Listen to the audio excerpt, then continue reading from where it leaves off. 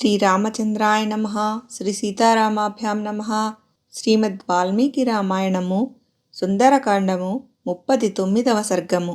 శ్రీరామునకు సీతా సందేశము. ఆంజనేయుడు ఆమెను ఓదార్చుట. వానరుల సముద్రతరణ విషయమున సీతాదేవికి గల సందేహము. మారుతి దానిని నివారించుట. శిరోభూషణమును ఇచ్చిన పిమ్మట సీతాదేవి హనుమంతునితో ఇట్లు నుడివెను. శ్రీరాముడు ఈ ఆనవాలును పూర్తిగా గుర్తింపగలడు. వీరుడైన శ్రీరాముడు ఈ మణిని చూచిన వెంటనే నా తల్లిని, నా తండ్రి అయిన జనకుని, దశరథ మహారాజును సంస్మరించును. అట్లే నన్నును గుర్తుకు తెచ్చుకొనగలడు.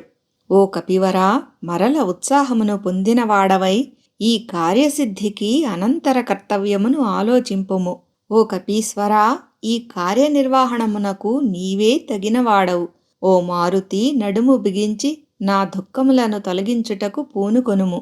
త్వమస్మిన్ కార్య నిర్యోగే ప్రమాణం హరిసత్తమా, హనుమాన్ యత్నమాస్థాయ దుఃఖక్షయకరో భవ.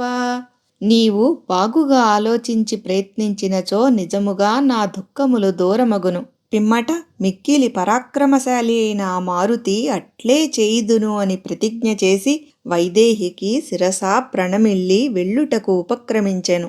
వాయుసుతుడైన హనుమంతుడు బయలుదేరుచున్నట్లు తెలుసుకొని సీతాదేవి కంటనీరు పెట్టుచూ గద్గద స్వరముతో ఇట్లు వచించెను. ఓ హనుమంతుడా, రామలక్ష్మణులిద్దరికిని అమాత్యులతో గూడిన సుగ్రీవునకును నేను వారి క్షేమ సమాచారములను అడిగినట్లు తెలుపుము. ఓ వానరశ్రేష్ఠ, ఇంకను వృద్ధులైన భల్లూక వానరులందరికీ ధర్మక్రమముననుసరించి వారి వారి కుశలములను అడిగినట్లు తెలుపుము. ఆజానుబాహువైన రాఘవుడు నన్ను ఈ దుఃఖ సముద్రము నుండి ఉద్ధరించునట్లు చేయుటకు నీవే తగినవాడవు. ఓ మారుతి, ధర్మ పరిరక్షకుడు అని వాసిగాంచిన శ్రీరాముడు నన్నాదుకొని నా ప్రాణములను నిలుపునట్లు తగిన విధముగా విన్నవించి నీవు పుణ్యము కట్టుకొనుము. అనుక్షణము ఆయనలో ఉత్సాహమును నింపు నా మాటలను విన్న పిమ్మట శ్రీరామునకు నన్ను పొందుటకై పౌరుషము ఇనుమడించును. నా సందేశముతో కూడిన ఈ మాటలను నీ వలన వినినంతనే వీరుడైన శ్రీరాముడు తన పరాక్రమమును ప్రకటించుటకు తగిన రీతి నిర్ణయింపగలడు. వాయుసుతుడైన హనుమంతుడు సీతాదేవి పలికిన వచనములను విని వినమ్రుడై ఆమెకు నమస్కరించి ఇట్లు ప్రత్యుత్తరమిచ్చెను. శ్రీరాముడు భల్లూక వానర యోధులతో గూడినవాడై శీఘ్రముగా ఇచ్చటికి రాగలడు. ఆ స్వామి యుద్ధమున శత్రువీరులను తునుమాడి నీ దుఃఖమును రూపుమాపగలడు.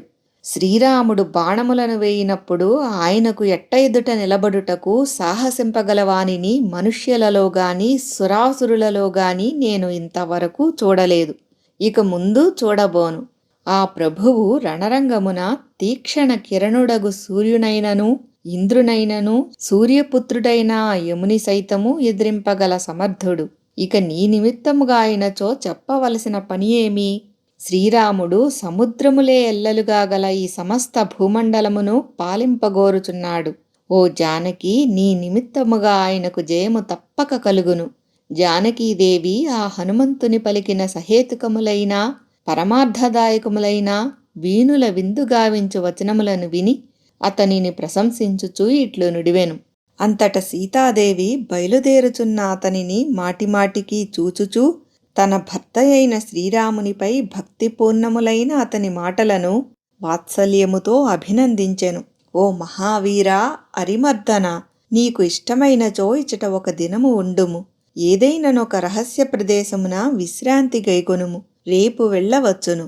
ఓ వానరోత్తమా, నీవు సమీపమున ఉండుట వలన మందభాగ్యురాలనైన నా యొక్క ఈ అంతులేని శోకమునకు ఒక క్షణకాలము పాటైనను శాంతి లభింపగలదు. ఓ కపివరా, నీవు వెళ్ళి తిరిగి వచ్చు వరకు నా ప్రాణములు నిలుచునో లేదో అనునది సందేహాస్పదమే. ఇది తథ్యము.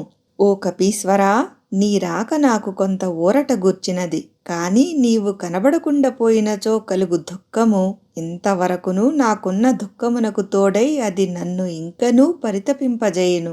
మహావీరుడవైన ఓ కపివరా, నీకు సహాయకులైన భల్లూక వానరుల విషయమున నాలో ఒక తీరని సందేహము మెదలుచున్నది. దాటశక్యముగాని మహాసముద్రమును ఆ వానర భల్లూక సైన్యములు గాని ఆ రాజకుమారులు గాని ఎట్లు దాటగలరు? ఈ సాగరమును లంఘించుటకు గరుత్మంతునకును నీకును ఆ వాయుదేవునకును ఈ ముగ్గురికి మాత్రమే సాధ్యమగును. అందువలన మిక్కిలి క్లిష్టమైన ఈ కార్యసాఫల్యమునకు నీకు తోచుచున్న ఉపాయమేమి? ఏలన్నన కార్యసాధకులలో నీవే అగ్రేసరుడవు. ఓ శత్రు సంహారక, ఈ కార్యమును సాధించుటలో నీవు ఒక్కడవు మాత్రమే సమర్థుడవు. ఇది నిజము. ఈ కార్యసిద్ధి వలన నీ కీర్తి ప్రతిష్టలు ఇనుమడించును. శ్రీరాముడు యుద్ధమునందు రావణుని అతని సైన్యములను జయించి నన్ను గ్రహించి జయపతాకములతో తన పురమునకు అనగా అయోధ్యకు వెళ్ళినచో అది నాకు శోభను కూర్చును. శత్రుబలములను పరిమార్చువాడైన శ్రీరాముడు తన శర పరంపరలతో లంకను అతలాకుతలమునర్చి నన్ను తీసుకువెళ్ళినచో అది ఆయన పరాక్రమమునకు వన్నె తెచ్చును. అందువలన సమర సూరాగ్రణి అయిన ఆ మహాత్ముని యొక్క నిరుపమాన పరాక్రమమునకు తగినట్లుగా కార్యసాధనా విధానమును రూపొందింపుము. హనుమంతుడు అర్థవంతములైన ఆమోదయోగ్యములైన యుక్తియుక్తములైన సీతాదేవి వచనములను విని ఇంకనూ చెప్పవలసియున్న మాటలను ఆమెతో ఇట్లు పలికెను.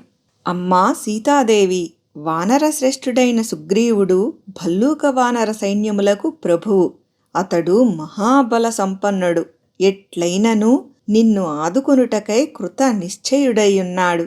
ఓ వైదేహి, అతడు కోట్ల కొలది వానర సమూహములతో కూడినవాడై రాక్షసులను సంహరించుటకు త్వరలోనే ఇక్కడికి రాగలడు.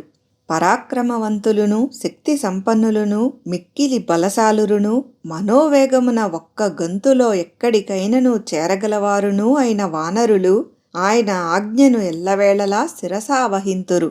భూమ్యాకాశముల యందును వివిధ దిశల యందును వారి గమనములకు అడ్డులేదు. వారు అమిత తేజస్సంపన్నులు. ఎట్టి క్లిష్టకార్యములను సైతము చేయుటకు వెనుకాడరు. మహోత్సాహ శక్తిగల ఆ భల్లూక వానరులు ఆకాశ మార్గమున సంచరించుచు మహాసముద్రములతో గొప్ప గొప్ప పర్వతములతో కూడిన ఈ భూమండలమును పెక్కు పర్యాయములు చుట్టివచ్చిరి. ఆ సుగ్రీవుని సన్నిధిలో గల భల్లూక వానరులు ఎల్లరునూ నాకంటెను ఘనులు, నాతో సమానులు. వారిలో నాకంటెను తక్కువవాడు ఒక్కడునూ లేడు. అల్పుడనైన నేనే ఇచ్చటికి రాగలిగితిని. ఇక మహాబల సంపన్నుల మాట చెప్పనేలా?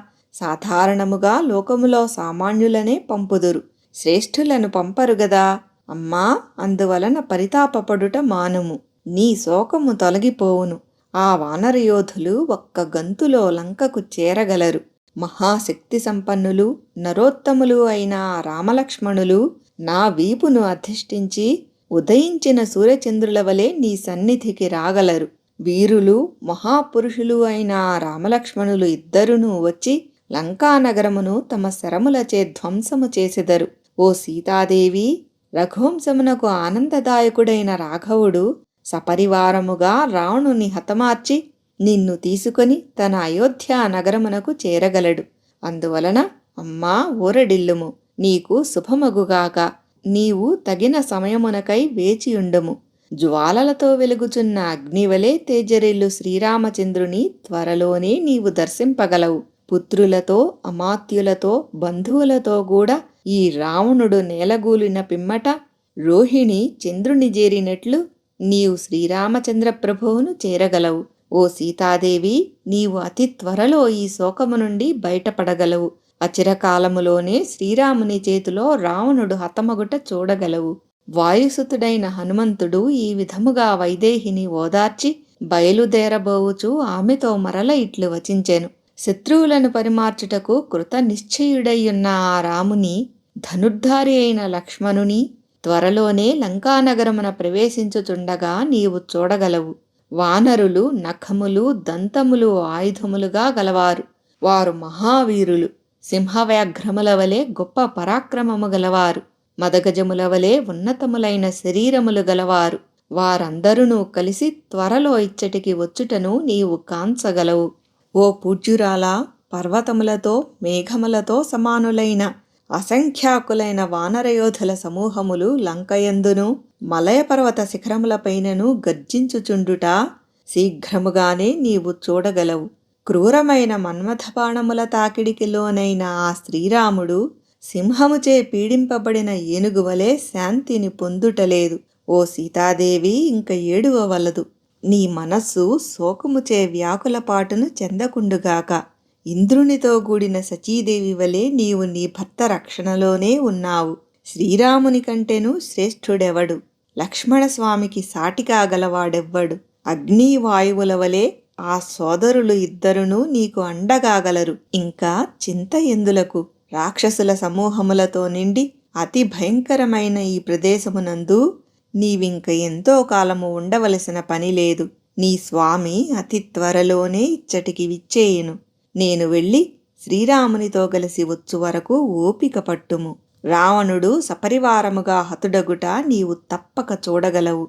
వాల్మీకి మహర్షి విరచితమై ఆదికావ్యమైన శ్రీమద్ రామాయణమునందలి సుందరకాండమునందు ఇది 39వ సర్గం.